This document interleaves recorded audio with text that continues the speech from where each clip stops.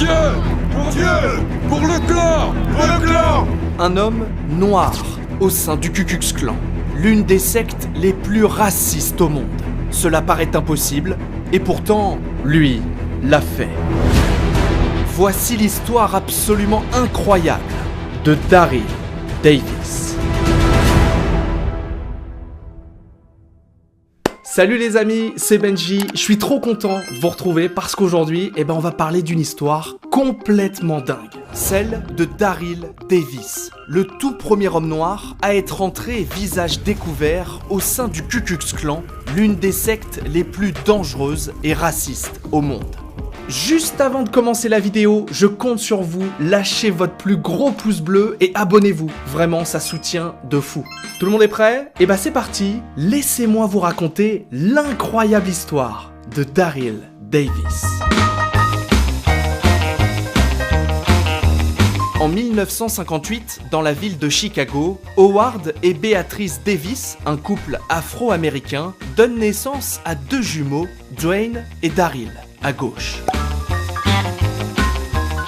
10 ans plus tard, en 1968, la famille Davis déménage sur la côte est des États-Unis, à Boston. Le truc, c'est qu'à l'époque, la population de la ville est quasi exclusivement blanche. Du coup, en arrivant à Boston, Daryl et son frère sont littéralement les seuls enfants noirs du quartier et même de l'école. Au début, pour les deux jumeaux, ça se passe relativement bien. Daryl rejoint même les scouts des États-Unis et devient ce que l'on appelle un louveteau. Un jour, une grande parade des scouts est organisée dans la ville et malheureusement, c'est à ce moment-là que Daryl va être confronté pour la toute première fois de sa vie au racisme. My den mother let me carry the American flag. As I was marching down the street, I began getting hit with bottles, soda pop cans, rocks, and debris from the street. I did not realize I was the only scout getting hit until my den mother and the other scout leaders came rushing over and huddled over me with their bodies and escorted me out of the danger. When I got home, my mother and father, who were not at the march, I told them exactly what happened.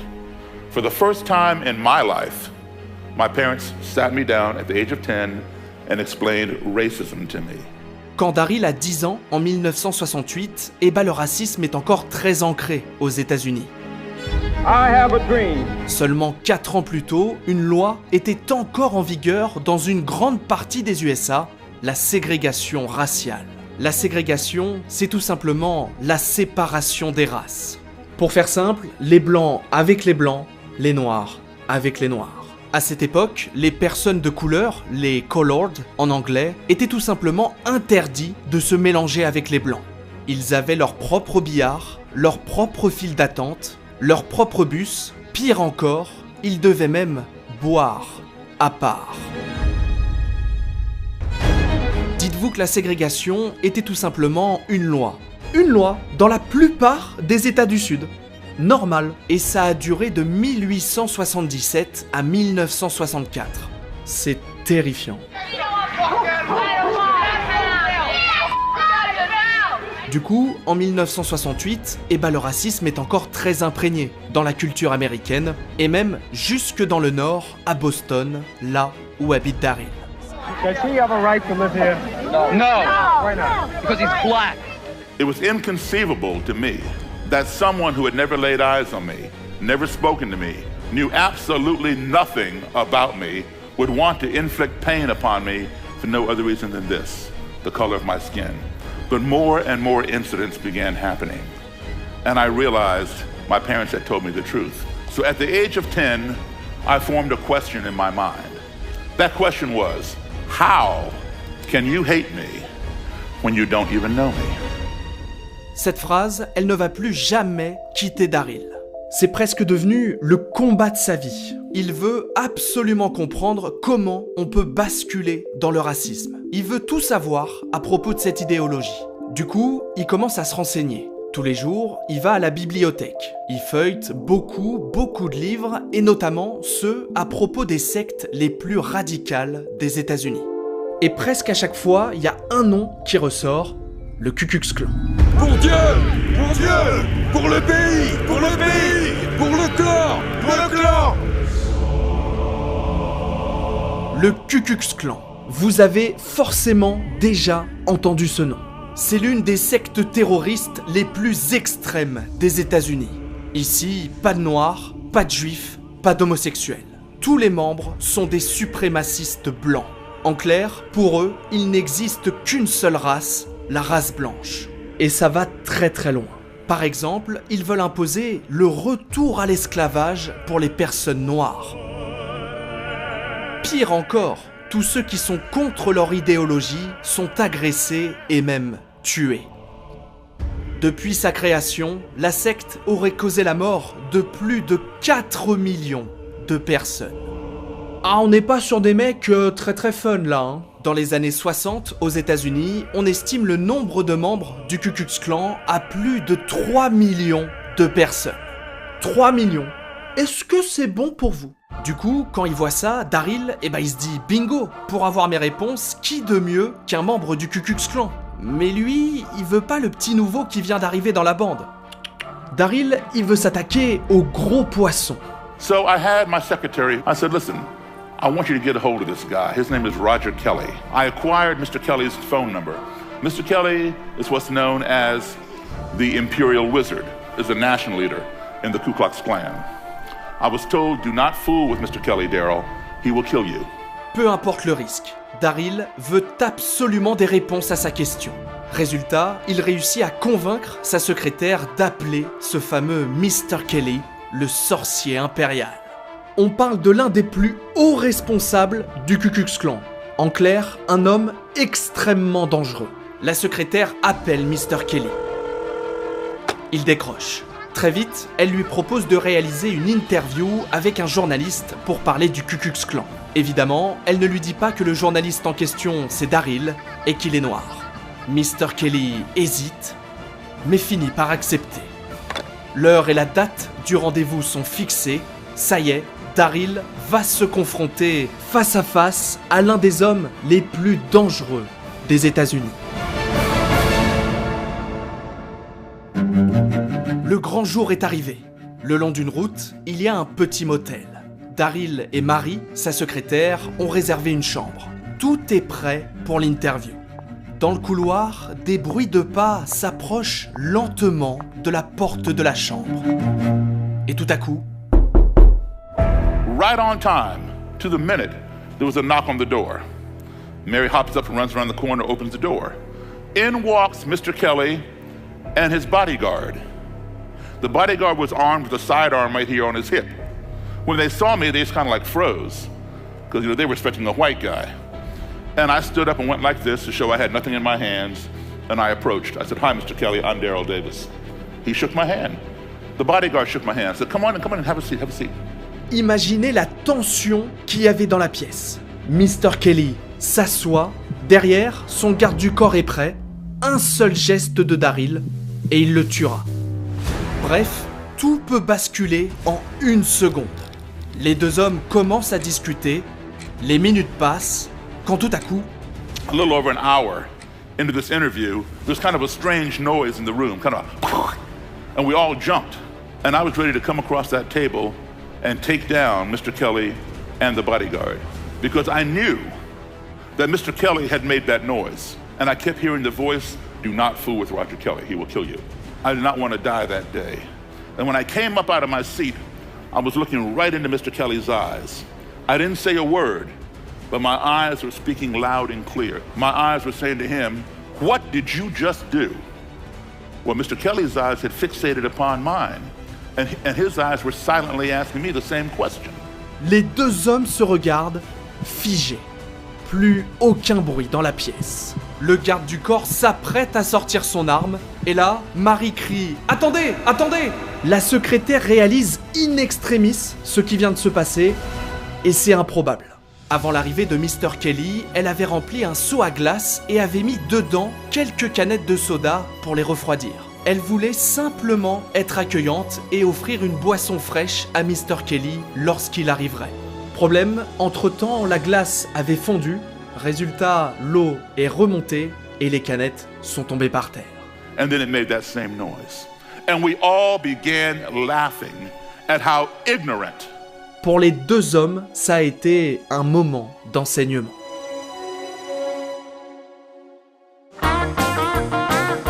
Pour Daryl, c'était déjà une immense victoire. Il avait réussi ne serait-ce qu'à échanger avec l'un des hommes les plus racistes des États-Unis. Mais il voulait pas s'arrêter là.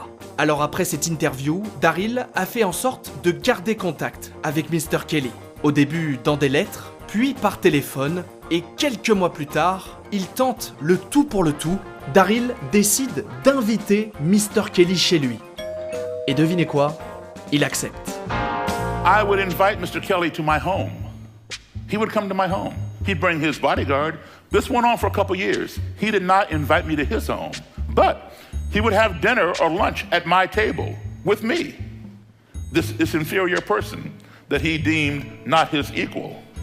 After a couple years, he began coming down to my house by himself, a national leader in the Ku Klux Klan. Ça paraît fou. Mr. Kelly et Daryl étaient devenus amis.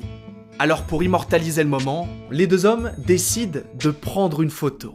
Vous l'attendiez? Voici le visage de Roger Kelly. Mr. Kelly, le sorcier impérial, l'un des hommes les plus dangereux des États-Unis. J'avoue, quand je l'ai vu pour la première fois, j'ai été un peu déçu. Je sais pas, je m'attendais pas du tout à ça. Les mois, puis les années passent, les deux hommes continuent de se fréquenter, ils deviennent vraiment de très bons amis.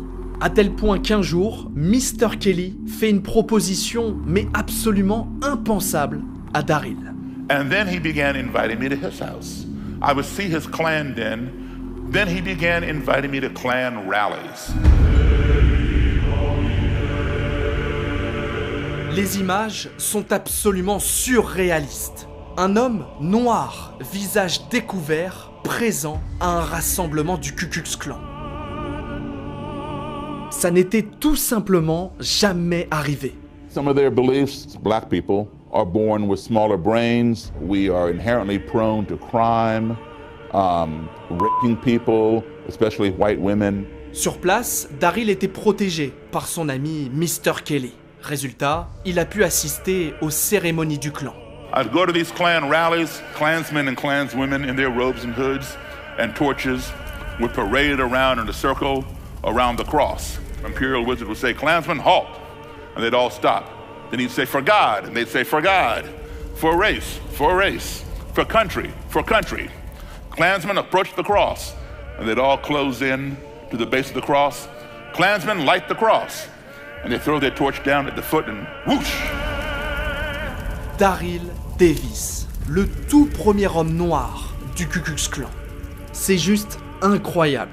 En apprenant l'histoire, la CNN, une chaîne de télé américaine, contacte Daryl en lui demandant s'il est possible de venir faire un reportage sur place. Bah attendez, je demande à Mr. Kelly. Il est OK. Daryl Davis hangs around backstage with his friend, Klan wizard Roger Kelly. It is unusual to find a black man and a Klan leader chatting pleasantly over an orange soda after a Klan rally. We get to know one another and we do different things, you know. It hasn't changed my views about the Klan, you know, because my views on the Klan's been pretty much cemented in my mind for years. And I believe in separation of the races. I believe that's in the best interest of all races. I will follow right man to hell on back, because I believe in what he stands for and he believes in what I stand for. A lot of times we don't agree with everything, but at least he respects me to sit down and listen to me. And I respect him to sit down and listen to him. I got more respect for that black man than I do you white niggers out there. Respect is the key. Because of that respect and my willingness to listen and his willingness to listen to me, he ended up leaving the Klan, and there's his robe right there. If I can do that, anybody in here can do that. Take the time to sit down and talk with your adversaries. You will learn something and they will learn something from you. So keep the conversation going. Thank you all very much. À force d'acharnement, Mr. Kelly a fini par quitter le Ku Klux Klan. Au total, Daryl assure avoir convaincu plus de 200 membres à quitter le clan, avec comme seule arme le dialogue. Comment avez-vous connu Daryl? J'avais entendu parler de Daryl. Je savais ce qu'il faisait. J'ai bien sûr commencé par lui dire qu'il était fou. C'était mon devoir. Il avait besoin de quelqu'un qui plaçait sa confiance. Comment aurais-je pu tourner le dos à un être qui voulait me faire confiance, qui cherchait une autre voie? Avec le recul, que pensez-vous du clan en tant qu'organisation? Je les méprise. Et je ferai tout ce qui est en mon pouvoir pour briser les barrières raciales dans ce pays. Merci. Je suis de votre côté. Scott, bienvenue à la maison. C'est très gentil. Je suis heureux d'être rentré. Le voyage a été long. C'est la fin de cette vidéo. Alors, elle est pas incroyable cette histoire en vrai? Aujourd'hui, Daryl Davis a 65 ans, il est devenu musicien professionnel et à côté, il est toujours très impliqué dans la lutte contre le racisme. Malheureusement, le combat est encore très loin d'être gagné puisqu'en 2023, on estime que le Ku Klux Klan compte encore 5000 membres aux États-Unis.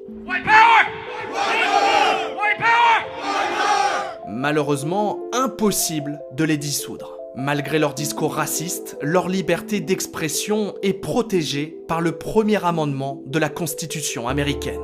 Résultat, il n'est possible de les combattre que par le dialogue, et ça, Daryl Davis l'a bien compris.